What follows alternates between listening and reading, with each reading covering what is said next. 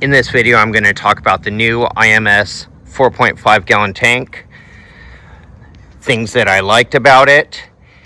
Going to show a few quick riding videos, compare it to the 3 gallon tank, and then also show you a few different things that you have to install when you're putting the tank on.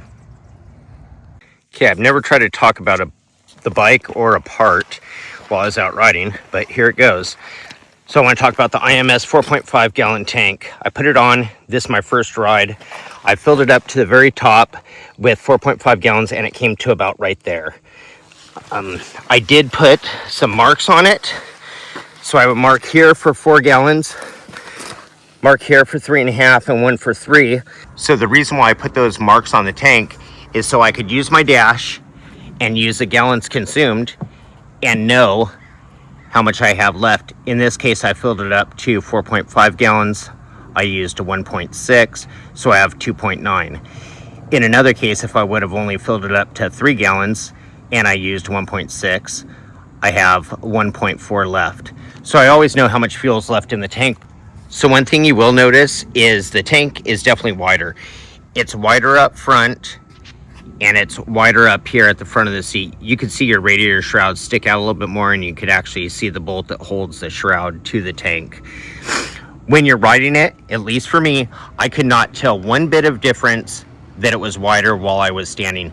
It was only when I sat down and you could feel your knees up in this area right here where it's actually wider. One thing that happened during installation was with this San Diego Powerhouse screw cap adapter for the dry brake system is none of these bolts lined up. I could get 1, sometimes 2 in. So I got it on a Friday, unfortunately, and it was after business hours. I called up IMS Monday morning and they said, hey, all you have to do is heat up the tank. So I heated it up with a blow dryer. It took me a little bit of time, but they lined up perfectly and went right in. So I'm super happy with my whole setup. One of the things I did notice is in between the tank and the radiator, there is a gap, and right in this area, I was getting more cactus, weeds, and sticks stuff than what I've had in the past with the 3 gallon tank. But overall, the tank is really good. I'm super happy with it, and it's gonna be perfect for what I'm gonna use it for, which is long rides and me being able to get over 100 miles comfortably out of my tank.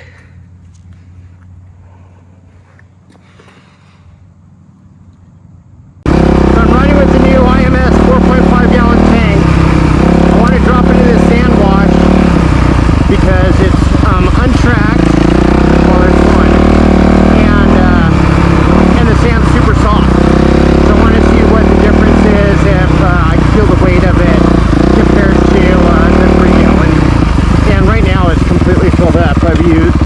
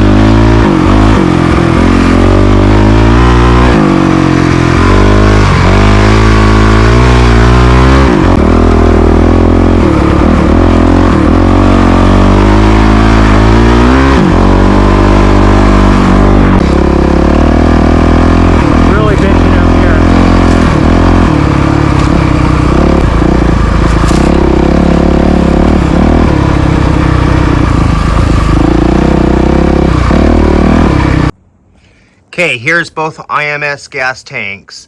The 3-gallon that's black in the front and the 4.5 clear in the back. You can see it's a lot larger with the wings coming off, but it's also a lot wider.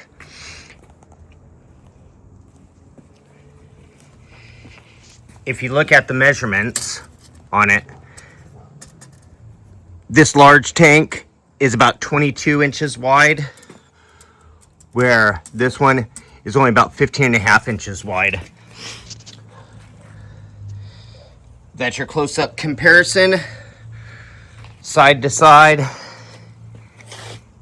front to back. A couple things that are a little bit different with the 4.5 install over the 3.0 is right here you have these little rubber grommets, and what they do is they actually hold the tank from any movement side to side. You also have these bumpers down here, so when the tank gets pushed inward from a crash, it actually will hit the grommet and not one of the sharp portions of your radiator and damage the tank.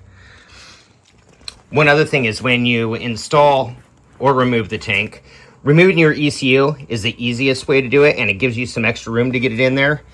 But even better is if you pull out these bolts, one on each side, release the clips right here on the top of your airbox, this whole portion will come off and make it super easy, and you have plenty of room. Or you just try removing your ECU. This Twisted Tune Vortex, best ECU out there. Here's a quick look of the tank installed before your radiator shrouds go on with your seat. So you can see after install how close the ECU is to the tank. It's nearly touching at the bottom. But after my first ride with it, I had absolutely no problem. Another thing is, when installing the tank, I never install this L bracket.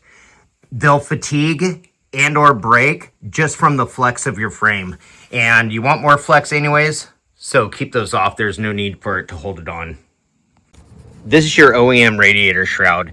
All these standoffs right here all need to be cut off and trimmed away so it's going to fit flush on your new 4.5 gallon tank. So this is how I did mine.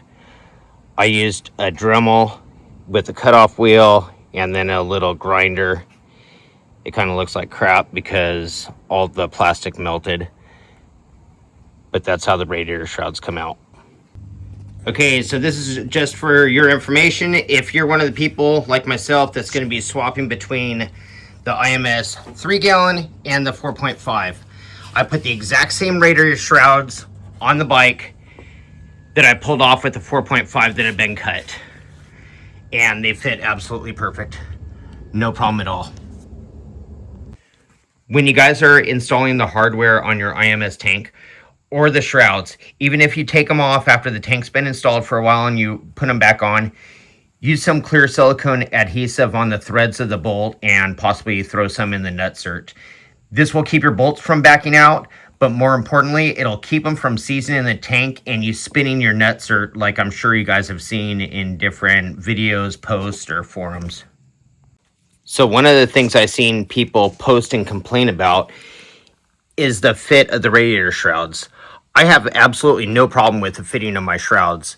So I don't know if the other person or people have theirs bent or something's twist on their bike, but mine's sliding absolutely perfect.